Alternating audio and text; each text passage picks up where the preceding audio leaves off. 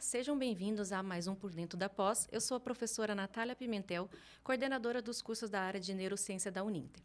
E hoje eu tenho em nossos estudos a professora Sharon Mendes, que é formada em Biologia e tem especialização em Neurociência do Comportamento. Seja bem-vinda, professora. Obrigada, professora. Obrigada pelo convite. É um prazer estar aqui hoje com vocês.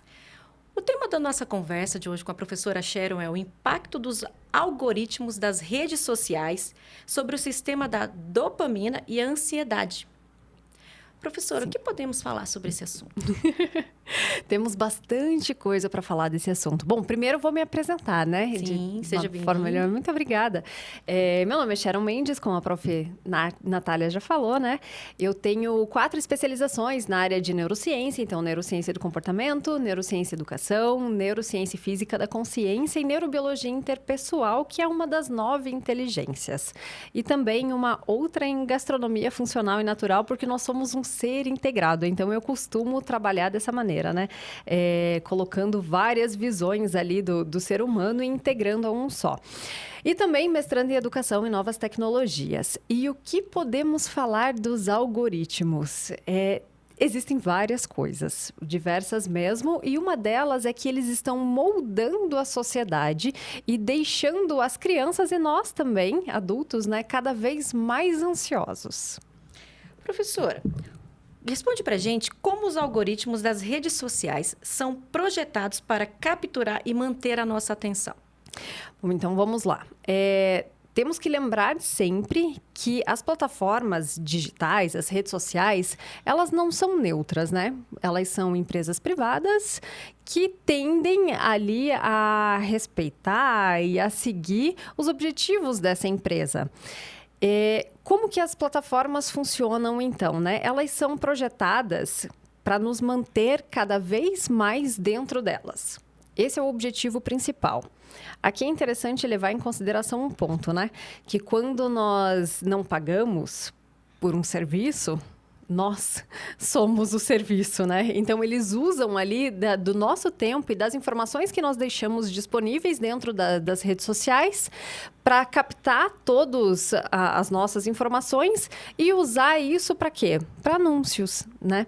Então, quanto mais tempo a gente fica preso dentro dessas redes sociais, mais informações sobre nós estamos entregando e eles estão alimentando, então, essa rede. Então, quando a gente não paga por um serviço, nós somos o produto. Esse é o primeiro ponto, né, que a gente tem que levar em consideração e já fazer um alerta aqui para a sociedade, porque muitas vezes a gente não para pensar sobre isso, né?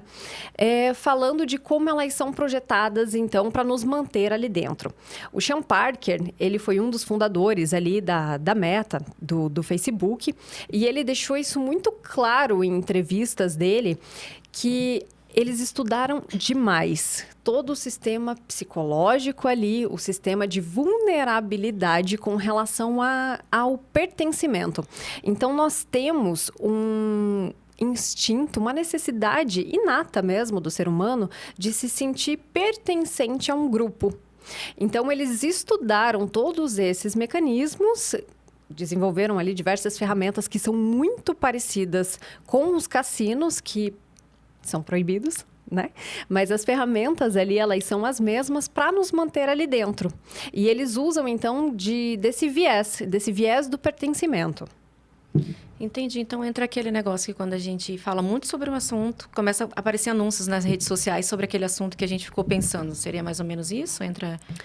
O viés do pertencimento, ele é diferente. Mas isso que você colocou, muito bem observado, ele funciona também usando desse mecanismo. Eu já vou entrar lá, tá? Então, são 2 questões aqui que eu quero esclarecer.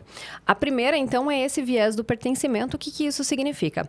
Se a gente for olhar à luz da biologia evolutiva, nós temos uma necessidade muito grande de viver em comunidade, de se sentir pertencente a ela, de fazer parte daquilo.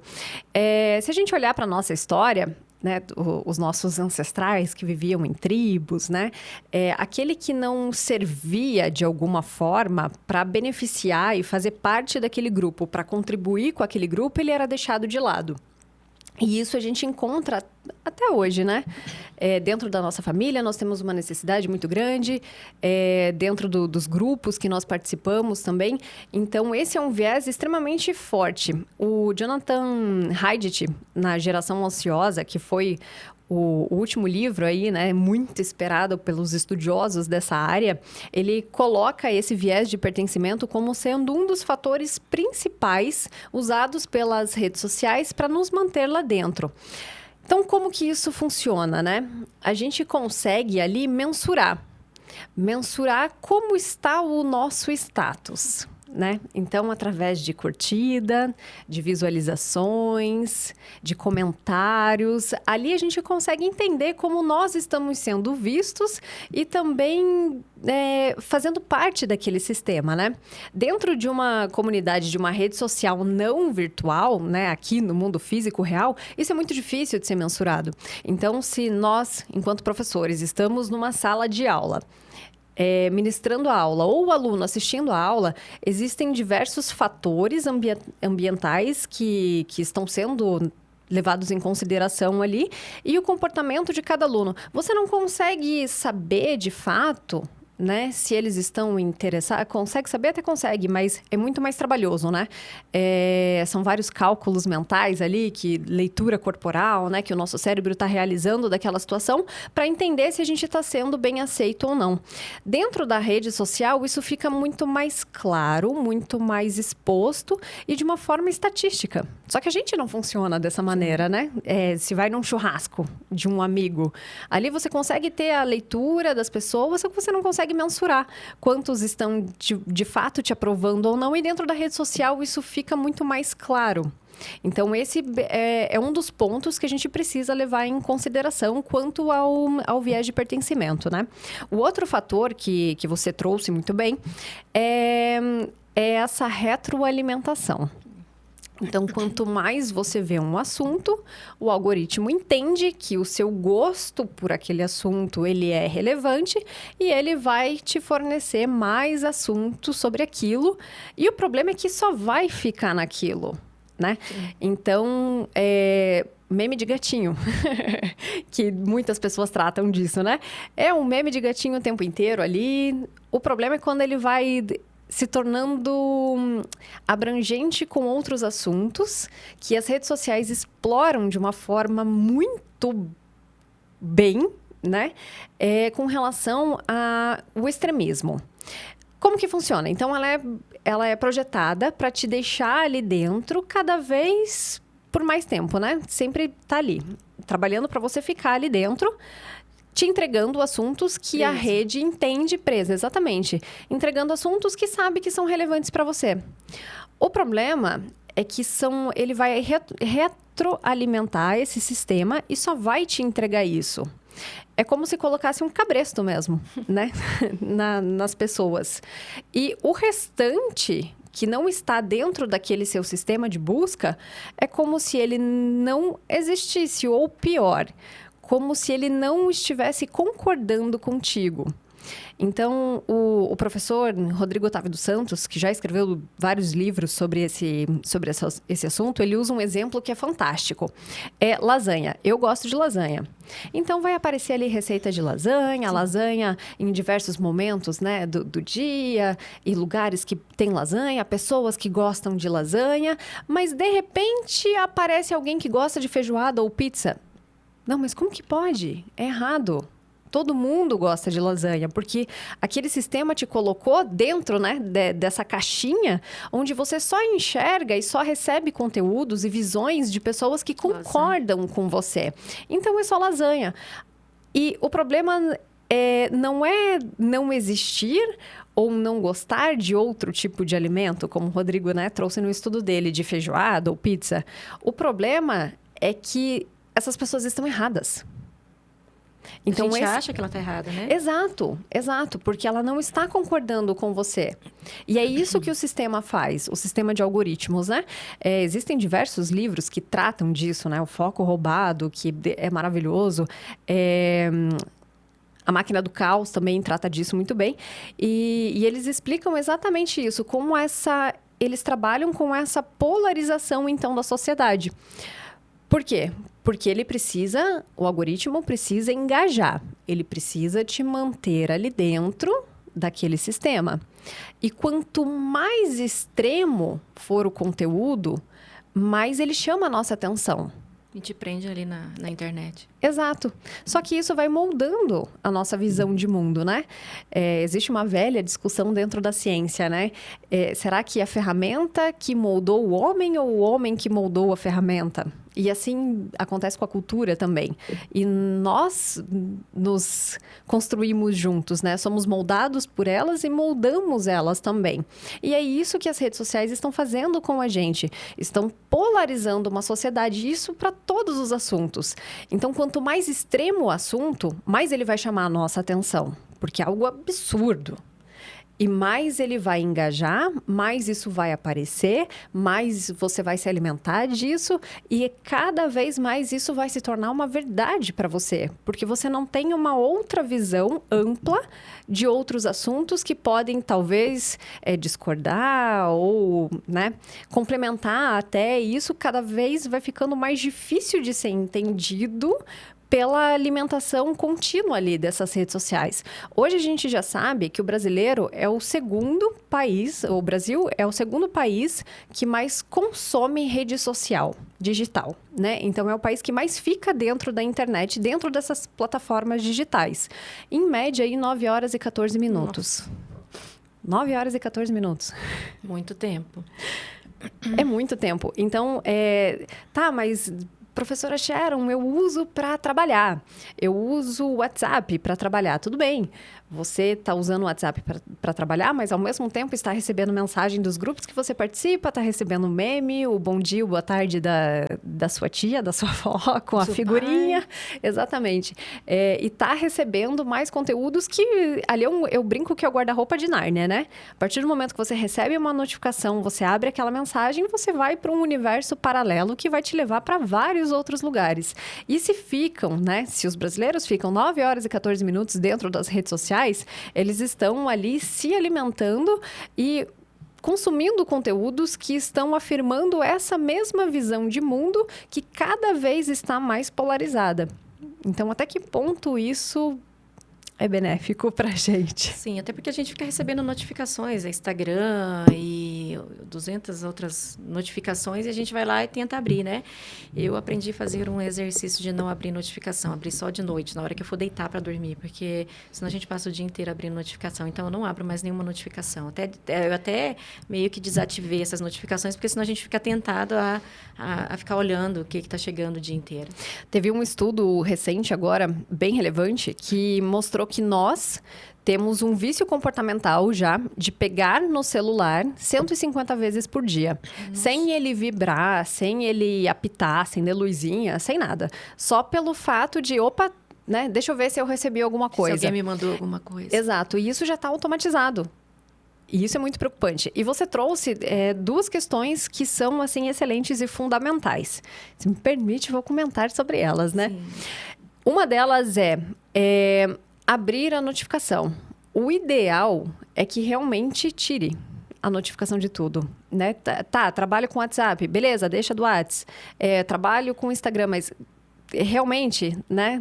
Precisa mesmo abrir, né? Precisa. Ou estabeleça horários, né? Para fazer isso, momentos, tempo determinado. Senão, a gente se perde ali dentro mesmo e não tem muito o que fazer, a não ser ter esse autocontrole e essa gestão de tempo. Então, uma dica pode ser tirar as notificações, ainda mais para quem não trabalha, né? Dentro dessas plataformas digitais, tira a notificação e estabelece um horário para acompanhar ali e para ver, né, o que está rolando no mundo digital, né? Essa pode ser uma dica, assim, funcional, prática, que não depende de outro aplicativo, né? Tá nas nossas mãos. Só que você comentou também de fazer isso antes de dormir. Aqui é um problema. Ai, meu Deus do céu. Conta pra gente qual que é o problema. O problema é que, além do estímulo, né, que pode afetar todo o seu sistema nervoso central, ativando o sistema simpático, né? Viu o negocinho da luz azul, a luz azul, Também. da tela azul, alguma coisa, né? Também. Então, assim, pro nosso processo de sono acontecer de uma forma bem efetiva, existe um mecanismo natural, fisiológico, dentro aqui do nosso sistema cerebral, principalmente relacionado aqui aos olhos, né, ao receptor de luz. Traduzindo de forma simples, né? Então, o nosso cérebro entende que é hora de dormir quando essa luz diminui a intensidade. Se a gente reparar, a luz durante o dia, a luminosidade durante o dia, ela tem um ciclo, né? Mais forte de manhã, à noite vai escurecendo. E quando essa luz vai escurecendo, o nosso cérebro vai entendendo que a noite está chegando, é hora de produzir melatonina para dormir. Por mais que tire ali a luz azul do celular, a luz, tanto essas da casa mesmo, elas interferem, tá? No ciclo do sono. Então, o ideal é imitar o homem das cavernas. Deixar luzes amarelinhas, como se fossem fogueiras, pontuadas em casa e evitar essa luz branca, a luz azul, enfim, essa luz mais intensa. Professora, nós vamos para um breve intervalo e voltamos logo. Beleza.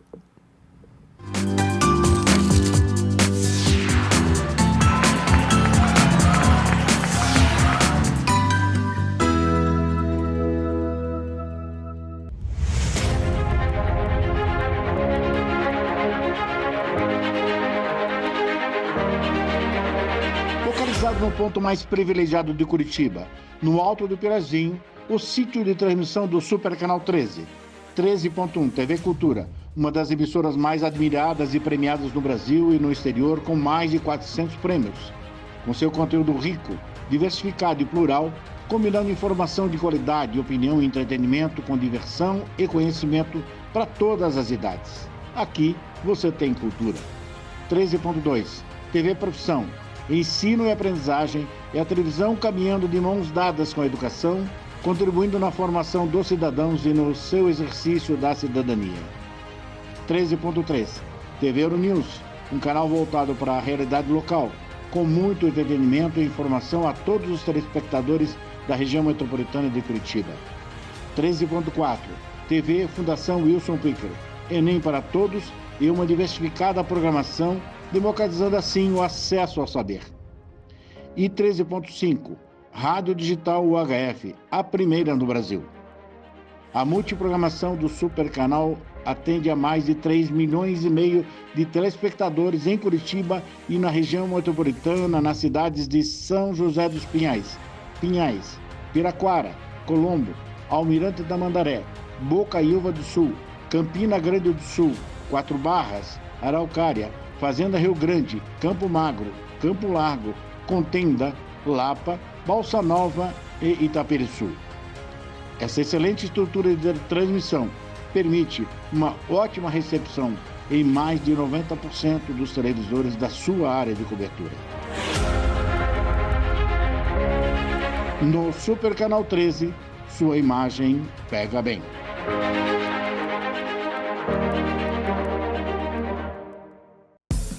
O Ministério do Turismo, a TV Cultura e o Uninter levam até você Provoca. Ainda bem. Metrópolis. Linhas Cruzadas. Estação 40 Livre. segundos. Matéria de capa. Senhor Brasil. Repórter Eco. Opinião. Planeta Terra. E Quintal da Cultura. É muito legal. Aqui tem dramaturgia, sustentabilidade, documentários, música, inclusão, diversidade. Já que tá tudo aqui. Aqui tem cultura.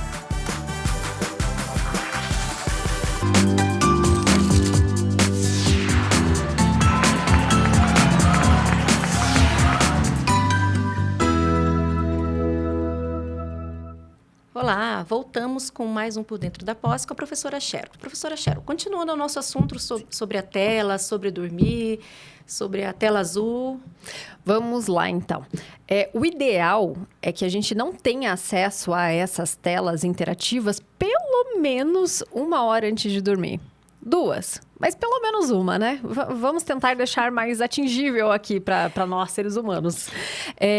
Então, o ideal é não deixar, né, ninguém, principalmente crianças, com contato com as telas pelo menos 1 hora antes de dormir. Por quê? Porque isso vai atrapalhar a produção de melatonina, que é o nosso condutor do sono. E toda a qualidade do nosso sono também. Por quê? Porque as nossas vias vão ficar mais agitadas, né? E isso vai fazer com que o nosso cérebro esteja no modo operante ali, né? Explicando de uma maneira mais clara. Só que nós precisamos de um momento relax, para conseguir abaixar a frequência, tanto a frequência neural mesmo, e entrar nesse estado de sono mais profundo. Então, uma dica que é muito boa e prática, além dessa de evitar a tela 1 hora antes de dormir, é se expor à luz natural.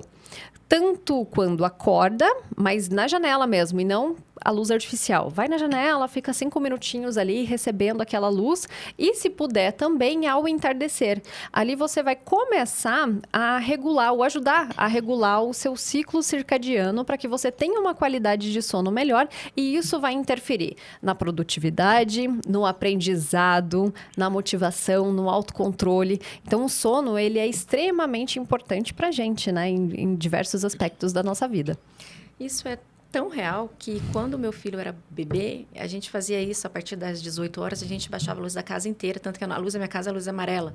Então, a gente faz o controle da luz e a gente baixava a luz, não ligava a TV, baixava a luz para ele dormir cedo, tanto que ele dormia 7 horas. Então, ele foi um bebê que dormia muito cedo. Então, depois que ele dormia, que a gente ligava um pouco a luz, mas nada muito alto. Então, assim, a gente sempre baixava a luz da casa para ele... A pediatra sempre falava assim, baixa a luz da casa para poder ele não ter o contato com a luz muito forte. E ele adormecia mesmo. Super interessante isso, né? Então, é cientificamente E prático. Comprovado, prático, né? Professora, fala pra gente... como o uso prolongado de redes sociais está relacionado ao aumento de ansiedade e depressão, especialmente em adolescentes? Com essa pergunta, eu fiquei pensando sobre a pandemia, né? Porque a pandemia a gente estava meio surtado. Sim. Com medo. Eu estava gestante na época da pandemia, então eu tinha muito medo de sair, medo de tudo. Então, a gente vivia nas redes sociais, né? O mundo vivia nas redes sociais. E como esse impacto da pandemia com essa ansiedade e depressão dos adolescentes? Está sendo, né, bem preocupante.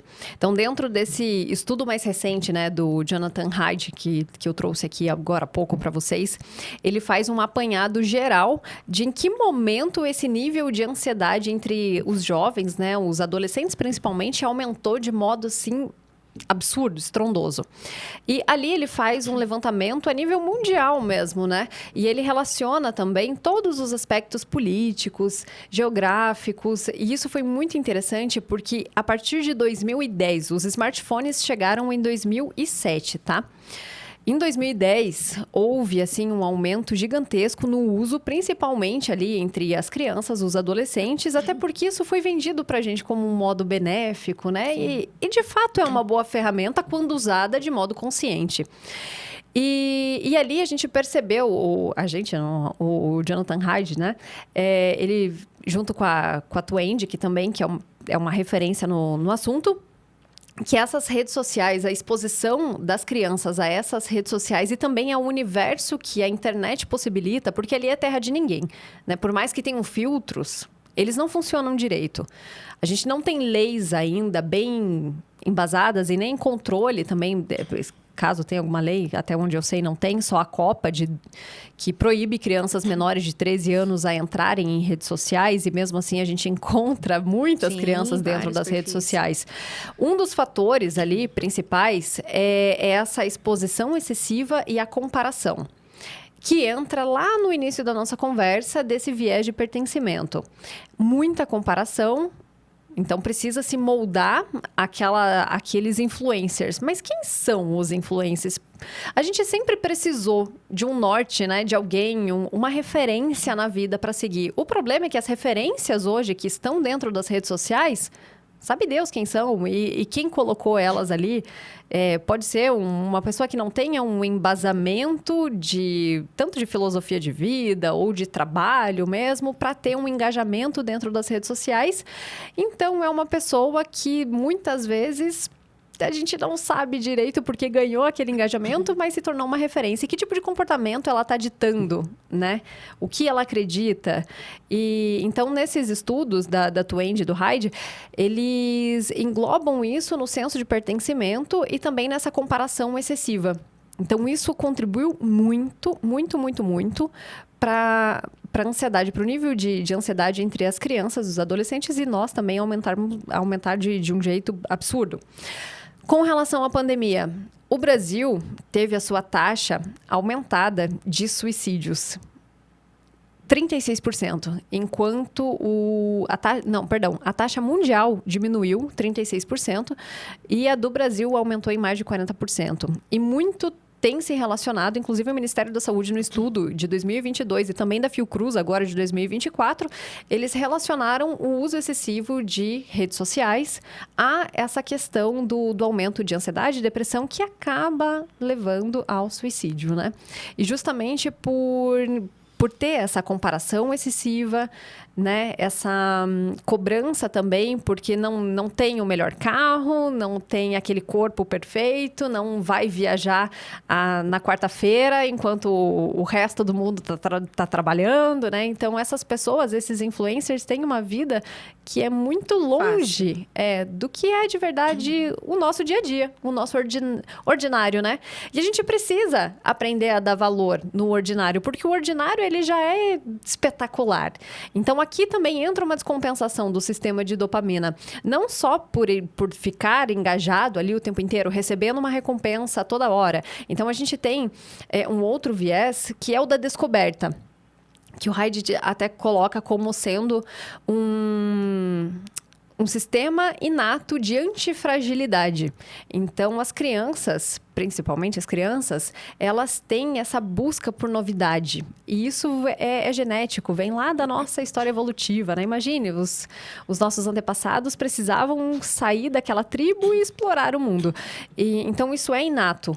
Essa busca pela novidade, por descoberta, por desvendar um mundo. E isso a rede social explora muito bem, porque a cada rolada no feed é uma novidade. Sim. Então, isso é um conta-gota ali também de dopamina que acaba desregulando o sistema basal. Então, nós temos um sistema basal que ele funciona ali de um modo contínuo. Né? E esse sistema basal, ele funciona para tudo, até para a gente levantar da cama de manhã e conseguir viver o dia. Então, ali a gente já está tendo uma descarga basal de dopamina. Quando a rede social interfere nesse sistema de descoberta, nesse viés, né, de curiosidade, ele acaba descompensando esse sistema, fazendo com que necessite de cada vez mais, que é o que também os cassinos fazem. O sistema é o mesmo. Entendi. Conta pra gente quais estratégias podem ser implementadas para mitigar esses efeitos negativos. Consciência, intencionalidade no uso e horário, né? Vamos organizar a agenda. Em que momento eu vou olhar minha rede social digital? Para que eu vou olhar e o que eu vou fazer dentro dela? Isso a gente tem que ter muito claro. É para entretenimento, é lazer e não é descanso. Esse é um outro fator que a gente precisa estabelecer também. Vamos nomear corretamente para a gente conseguir, né, se orientar. Final do dia é igual comer chocolate, né? A mulher está fazendo dieta ali, trabalha o dia inteiro, né? Praticou atividade física, chega no final do dia, mereço uma caixa de bombom porque eu fiz tudo direito. E a gente está fazendo isso com as redes sociais, Sim. né? Não, trabalhei o dia inteiro, estou cansado, vou ficar aqui, vou descansar dentro da rede social. Só que isso não é descanso, é entretenimento. Quanto tempo você está dedicando, né, no seu entretenimento. O seu celular, ele consegue te mostrar quanto tempo você fica ali. São 9 horas? 9 horas e 14 minutos por dia, como diz o estudo? São 4 horas? Quanto tempo você fica ali dentro? Qual é a tua intenção? É ficar olhando meme? É se divertir? Você precisa permanecer esse tempo? Então, estabelecer horário, uma agenda, né? E deixar muito claro. E escrever também. O ato da escrita, ele organiza os nossos pensamentos. Então, o que eu quero com aquela rede social? O que eu sinto com ela? Sentir mesmo. É prazer? É angústia? Porque isso pode gerar angústia. A gente já sabe que gera. É ansiedade? O que eu sinto ali dentro? Anota. Anota e estabelece um horário. E faça a mesma coisa com os seus filhos. Já vai nessa próxima pergunta. Como educar as próximas gerações sobre os riscos e benefícios das redes sociais? Várias crianças hoje com 9 anos já têm celular, 9, 6, né?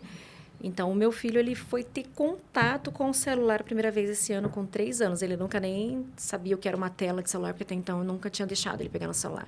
Mas por um motivo muito pessoal, eu precisei deixar ele no celular algumas vezes. Então, agora, tanto que ele, antes de dormir, quer assistir alguma coisa, então eu vou dar uma reorganizada nessa questão aí, porque eu percebi que o sono dele fica muito agitado. Uhum. Quando ele assiste alguma coisa no celular antes de dormir, né? Uhum. Então, é muito difícil numa geração tecnológica, como não dar um celular para uma criança de 9 anos, por exemplo, né? Uhum. Primeiro, os pais precisam ter consciência de todos os perigos, ou a grande maioria deles, para conseguir orientar as crianças. E o que eu vejo no meu trabalho hoje? Eu tenho uma empresa, né, a Sup Brand Academy, que ela trabalha com palestras de orientação para pais e professores.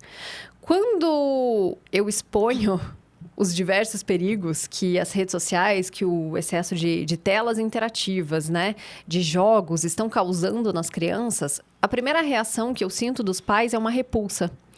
Por quê? Porque é difícil aceitar. Sim. A gente não está falando aqui apenas de efeitos fisiológicos, que são mais perceptíveis. É a dor no pescoço, a má postura, o olho seco. Não que isso seja um problema menor, tá? Não, não tem uma escala de problema, é uma montanha gigantesca. Só que aqui a gente se depara com 2 problemas que são extremamente difíceis de lidar e, sim, elas estão expostas a isso. Uma delas é a depressão, que acaba levando ao suicídio por conta da ansiedade. Isso a gente vê, né? Os índices, como eu trouxe aqui, como cresceram. E a outra é a pedofilia. Então, nós temos essas 2 questões extremamente importantes e delicadas que os pais precisam entender que as crianças estão expostas a isso, né? Então, limitar o uso. Primeiro que, antes dos 16 anos, criança nenhuma tem que ter rede social. Primeiro que, se for seguir a lei que a gente tem hoje, antes dos 13 não pode ter. Mas os especialistas na área, como Heidit, ele já, né, menciona ali que antes do 16 não tem capacidade cognitiva de lidar com essa comparação. De lidar com os assédios que ele pode sofrer ali dentro, sim, que muitas vezes são mascarados, né? Agora, se a gente trata de crianças menores, para jogos ou, enfim, outras plataformas que elas podem usar, tem que ter uma finalidade para elas. Então, é aquele momento ali, naquele momento você precisava que a criança, né, ficasse distraída ou, enfim, para você terminar um determinado trabalho, numa situação específica, limitar o tempo, limitar a plataforma, conhecer a plataforma e saber quais riscos ela pode oferecer. YouTube Kids. YouTube Kids não foi projetado para criança. É um anúncio atrás do outro, qualquer pessoa pode postar qualquer coisa ali dentro. E sim, tem conteúdo pornográfico, tem conteúdo violento, tem distorção ali de valores que podem ser essenciais dentro da tua cultura, da tua educação, que são passados para a criança de uma maneira distorcida, né? Então, isso a gente precisa deixar muito claro também. Não é porque tem um Kids no nome que ele foi feito para as crianças, né? E quanto tempo você está deixando ali o teu filho e para quê?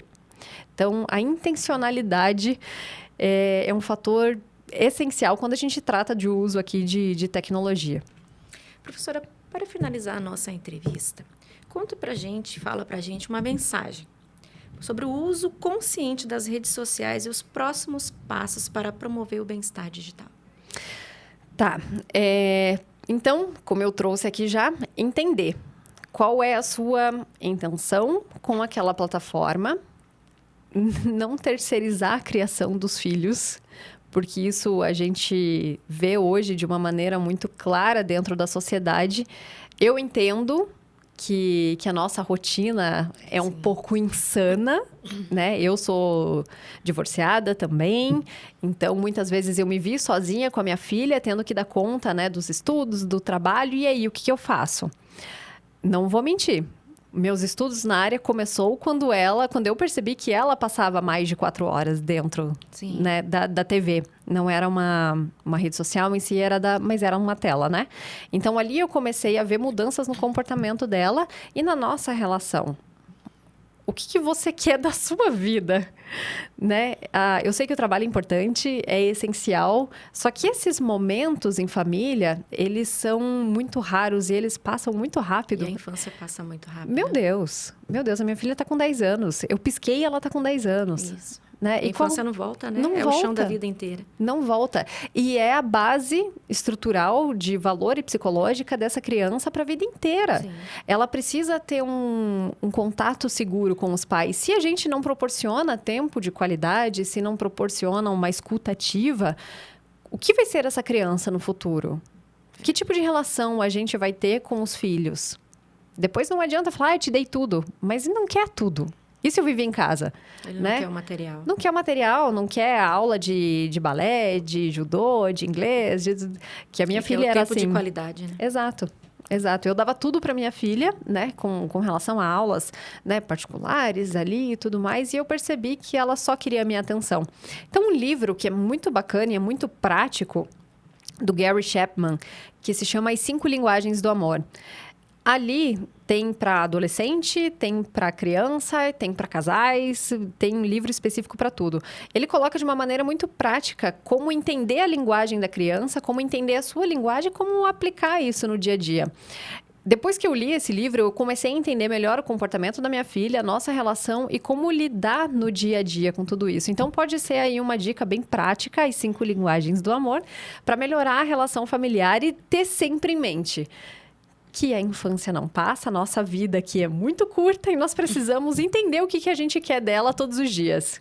Que não é só do trabalho, né? Que vive o homem. Não negligenciando ele, mas tentando equilibrar. Sim. Muito obrigada, professora. Obrigada pela aula que você deu para a gente hoje, Imagina. pelos ensinamentos. E para a gente ter cuidado, né, com as nossas crianças. É isso, gente. Estamos encerrando mais um Por Dentro da Pós. Obrigada. Obrigada.